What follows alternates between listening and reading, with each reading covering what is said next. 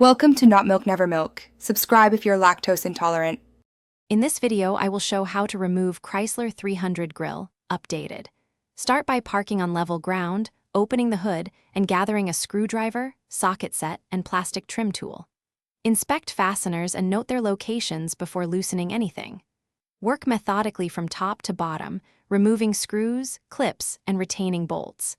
Keep hardware organized in labeled containers so reinstallation is fast and error-free. And be gentle with painted surfaces and plastic tabs.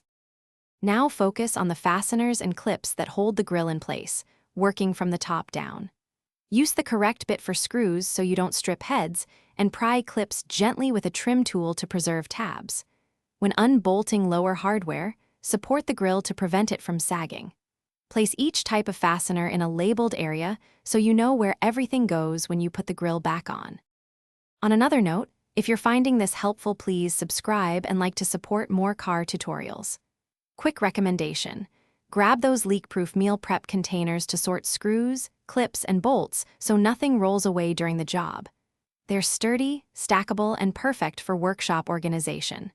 Check the description for the link and other deals, and now let's get back to the video. With fasteners removed, gently pull the grille forward while checking for any hidden clips or wiring.